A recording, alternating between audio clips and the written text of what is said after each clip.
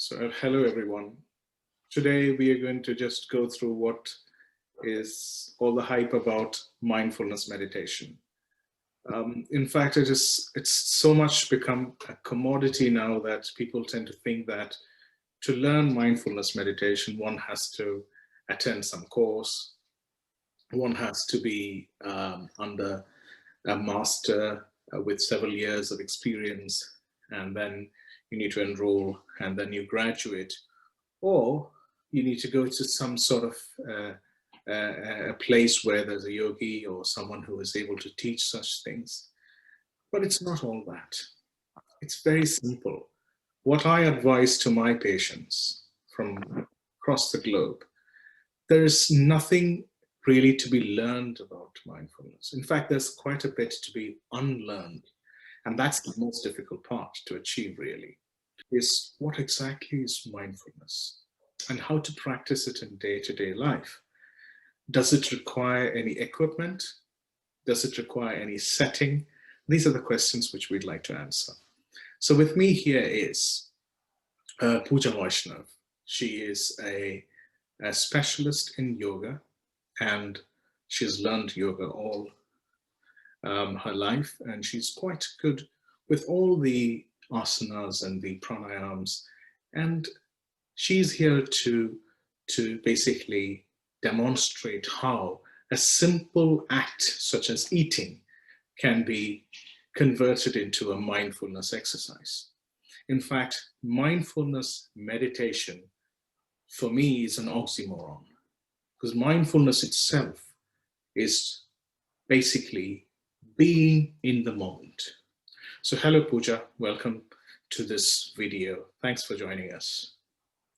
Thank you. Thank you so much for such wonderful introduction of me, and thank you, Dr. Praveen. So yeah, I do agree with this. Yes, the mindfulness is something very important nowadays, which is really lacking behind in terms of everything, actually.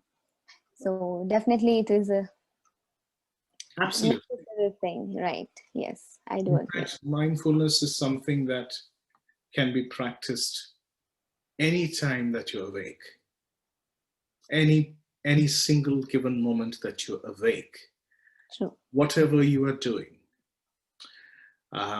So there is no real setting.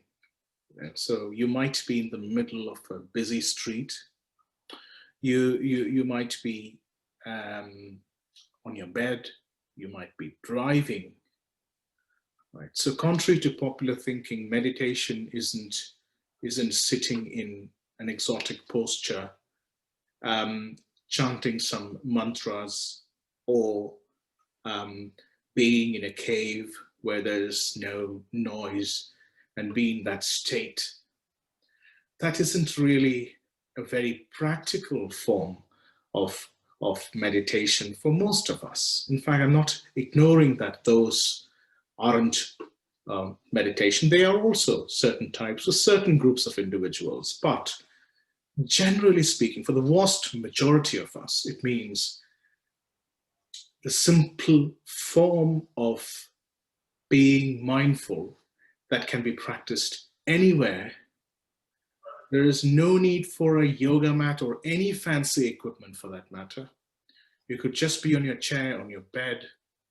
You could be on a tightrope. You could do whatever you want, and you can practice this. So let's see what exactly is this. Very simply put, mindfulness is being in the present. Now, when I record this video and I'm talking to you, I'm talking to Pooja Vaishnav here with me, and my colleague Mithun, who's also joined us. So when I speak to them, essentially, I'm focusing on what exactly is happening in this environment. So I can feel, for instance, the kind of noise or lack of noise. I can feel my clothes on. I can see them. I'm quite in the present. And because I need to speak to you as a continuous as a continuous activity, I really can't be thinking about something which happened in my past. or I can't be thinking about what I'm going to have for food in the evening. In fact, those are two different activities which I've just brought out as examples to speak about what's really happening in the present. Otherwise, when I'm doing this, I can't be two different places. What I mean to say is that I can't be in the past, I can't be in the future. So, this is what is mindfulness. Mindfulness is just being in the present. Most of us, unfortunately, are living in our thoughts, and thoughts happen to be either related to something which has happened in the past or something which is going to happen in the future. So both of these are quite unreal, really. On one side, thoughts, things which have happened in the past, over which you don't have too much of control, really don't mean much as far as your present is concerned.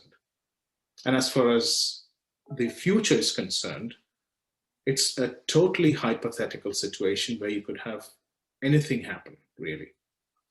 So a vast majority of our time is just being spent in two states which are not at all productive in any way. You may ask me, in what way is the present productive? Well, that's where the best part of it. Mindfulness and being in the present has shown evidence that it can reduce many of the illnesses which we come across. It could be a very common disease like migraine, or it could be something different like chronic backache or certain other disorders for which we have evidence that mindfulness helps reduce the symptoms.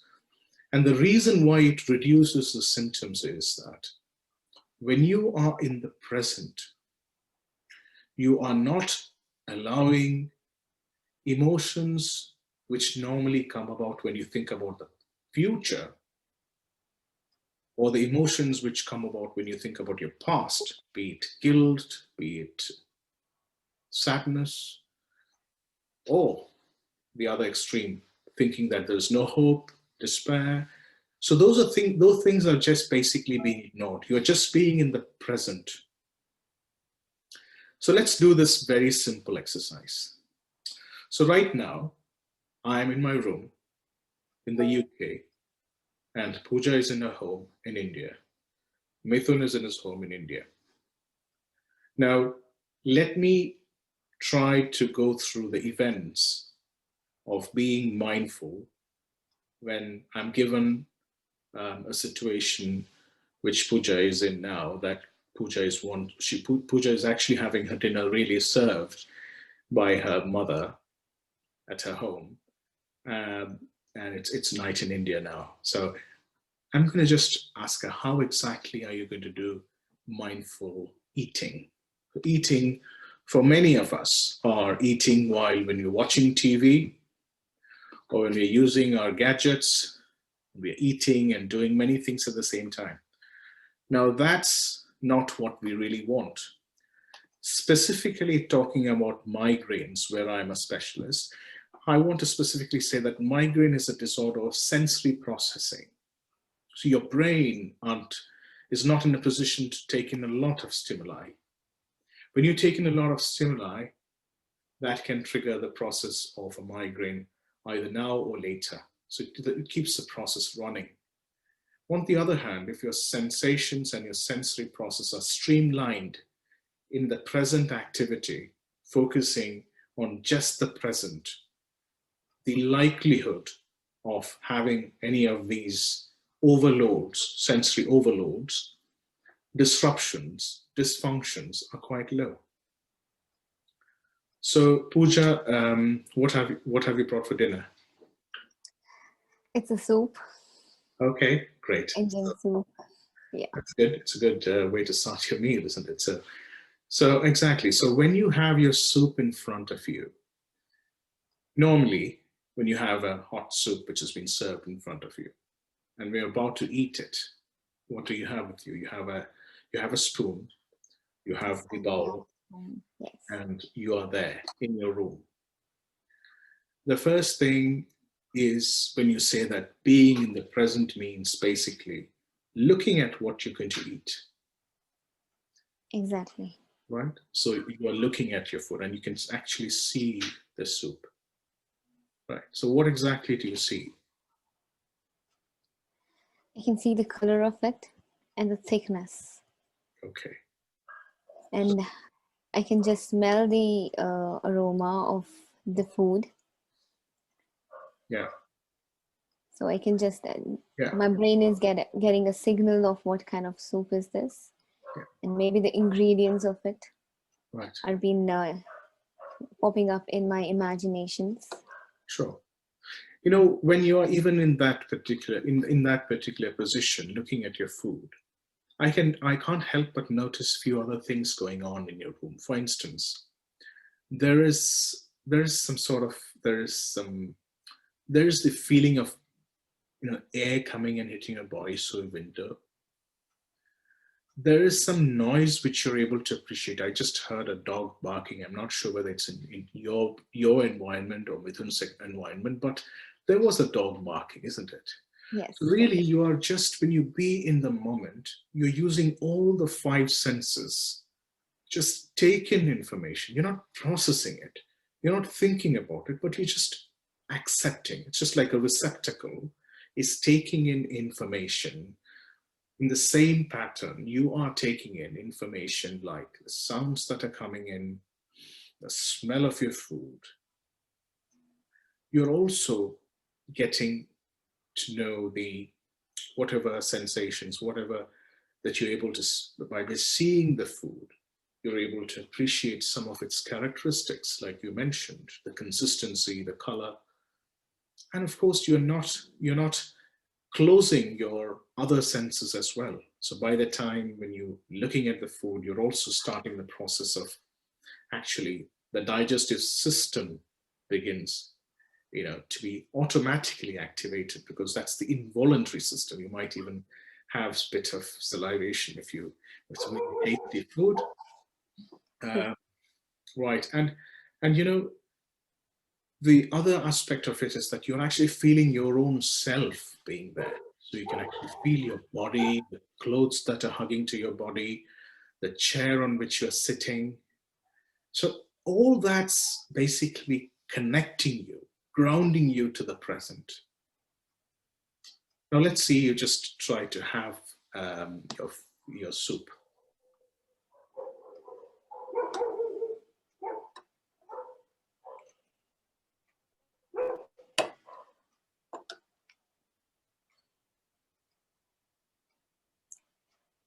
Yeah. Definitely. So the gratification really is apparent on your face. It must be really tasty. I'm feeling quite tempted to come to your home now, but for the sake of continuing with the video, let me just continue. You know, when she was doing that, what actually happened is a series of activity which went unconsciously. You know that you're supposed to take the spoon to your mouth and have it. So when you take a spoon, you have to first feel the spoon. You have to look at the soup to make sure that you're actually scooping it out from the bowl. So you take it out of the bowl and then you can actually move your hand towards your mouth. That is also a process where you can actually feel your muscles contracting. You take it between your lips and then you take it into your mouth. And while, since it's in the mouth, you have a few seconds to really appreciate many things. Because once it goes down, there isn't many sensations which you can get back. But whilst it's there, you can appreciate all the ingredients that have gone into it. And when I talk about ingredients, it's not just the salt or the sugar or whatever your tongue will be able to perceive as a taste sensation, but you can even experience what's gone behind making that soup really. You know, that's the effort that's gone into this. For example, in Pooja's case, I'm not sure whether she's cooked it or her mom's cooked it, but the love and the passion that's gone into it. and the way it's probably cooked, the way the ingredients for that soup was procured from a supermarket or directly from the farmer, and the efforts that the farmer must have put into making all that ingredients. Now, all that's really something which can go on in a flash of a second, really. But that's if you put in a bit of a training to basically say that, yes, I'm a bit grateful also to have this food. So the very positive emotion to be grateful for what we have, isn't it? So when we have that, we also understand that there's so much has gone into this. And so we are just being in the present, appreciating all of these sensations and these beautiful emotions which go along with the sensations. And then you're able to swallow it, and there it goes down. You can feel it go down. And then the process continues. So let me ask you, Pooja, as someone who was trained in yoga with having learned very complicated positions and asanas and pranayama, what is the most important thing that you would have realized over these years of training when it comes to mindfulness? Because the people who are listening right now are people who aren't trained in any sort of yoga postures, most of them. There could be someone who is trained. In fact, I have a lot of people who trained in the variants of yoga. I call them as fake yoga, because what's happened to yoga is that it's become so much of a marketable commodity that you could attach so many prefixes and suffixes to it, and you can sell it. If you have a very good a creation of content, and if you have this wonderful marketing abilities, you can really sell anything. But that's unfortunately what's happened to yoga. So you can hear words like power yoga, hot yoga, that kind of a thing. So I'm not talking about all of those things. I'm talking about the traditional yoga that's been taught, or that's been really there for the last maybe 10,000 years. So in that, what exactly have you understood in being mindful in a given situation? Yes, so definitely it is about the similar things what we are discussing about. Whenever we are in a posture, so we definitely have the idea of what kind of posture we are, which type of nerve, which type of muscle is, stretching. And when you inhale and when you exhale and go in deeper and deeper positions, so you observe it more and more. So it's all about stability, what we are getting when you are doing asana, and Yes. about the stable mind, no matter how much it goes away, but still when you are in a position, you do try to bring it back.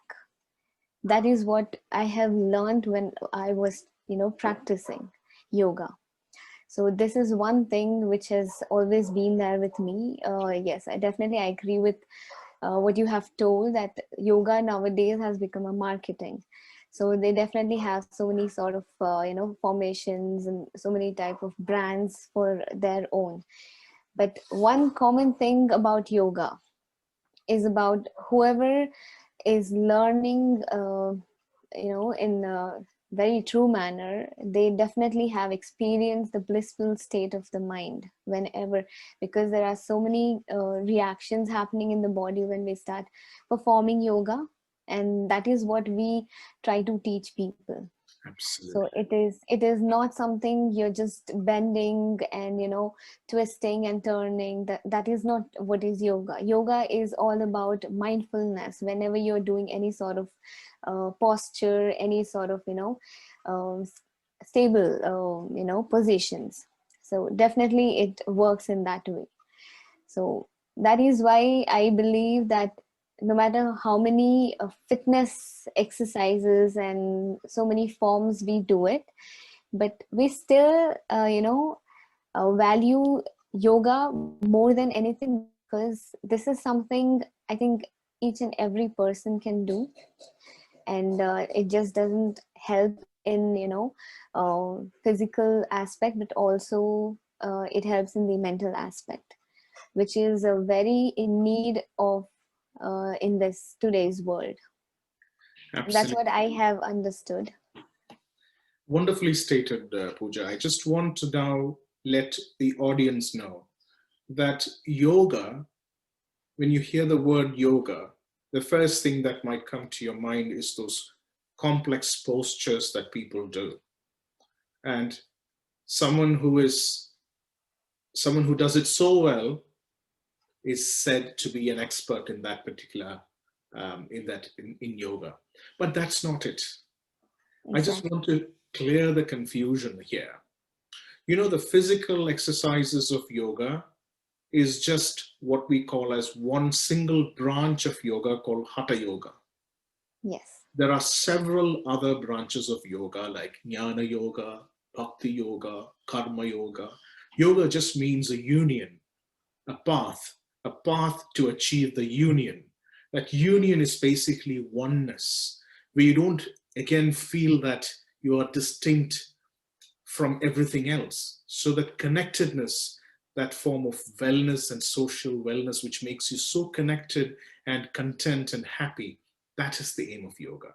So when it comes to hatha yoga, the physical forms of yoga, it's also important to understand that a very simple practice, a very simple practice of breathing or a simple act of sitting itself can be a yoga training in itself. You really, however incapacitated or debilitated you are, you can still perform yoga. You can still do that in the comforts of your bed. You, as long as you are breathing, you can perform many of these. So the most important thing is to understand is there is no need to sign up for any sort of a yoga course and buy equipment. No, that's not required. Secondly, the other term or the other word that's being used, overused, and probably even misused is the word meditation, where people think that they would need to sit in a particular posture in some place in your room, quiet, undisturbed. And people might say, I don't have time to meditate. And this video is really to tell you that you can meditate even when you drive a car. Now that sounds very, very dangerous, doesn't it? Means you are really doing something which might put you at risk, because when you drive your car, you need to focus on so many things when you're driving. Now that's meditation. When you are in the present, when you are driving your car, when you are focusing on those things which are happening, when you're in the present, that itself is a meditation. The only difference is when you're just accepting the sensory inputs. For example, if you're driving, you are seeing things, you're hearing things, you're smelling, you're able to just be in the present. As long as thoughts don't really come and disturb you, for instance, again, thoughts about, oh, what's going to happen if I go to my office? Will I be probably be shouted at by my boss? Or if I'm thinking about, oh, yesterday I should have done this, I missed that. That thought is followed by an emotion. And that emotion may not be always conducive to you for your health. Because as I said, if it's something from the past, it's mostly related to something which has gone wrong. If it's something to do with the future, it's something which is again something which you're thinking and you're basically hypothesizing. It's not happened. It's not in your hands really. So therefore, those activities need to be just taken out and just being there, just holding the steering in your hand, feeling the steering and the position of your body, feeling the cool air of the air conditioner or the warm air, depending on where you are, and looking out, that all encompassing vision, looking at the cars coming this way, just experiencing that present. That is mindfulness. You can practice mindfulness anywhere. When you're cleaning your plates, you're cleaning your toilet, when you just focus on that activity at that given point in time, that's mindfulness. So, ladies and gentlemen, at this point, let me conclude by saying that yoga and meditation, they go hand in hand. Both of them don't require a lot of training or practice. At the end of this video, you can actually start practicing mindfulness in the way it's meant to be, that is, being in the present, being mindful of whatever activity that you're doing, whether it's lying down, whether it's having a bath, whether it's talking to someone, whether it's reading a book. It's all about being in the present. And the benefits of that is it cannot be expressed really in just a few statements, because the hundreds of studies that have gone into it, the scientific studies that have gone into it, have proven that it's able to reduce your pains, your chronic pains, your headaches, your migraines. So that, ladies and gentlemen, is the message which I wish to convey to all of you who are listening to me. I really hope this is useful to practice in your day-to-day life and bring about this change. And for change, it's always a matter of waiting for some time before it's evident, to be palpable. So therefore, without even thinking whether it's going to work, without losing hope if it doesn't work in 2 or 3 days, just keep doing it until you're able to reach that stage of bliss, what Pooja was actually mentioning. So I wish you all the very best. Thank you very much for listening to us. Thank you, Pooja, for joining us. Thank you, Mithun. Thank you, Dr. Ravi. Thank you so much.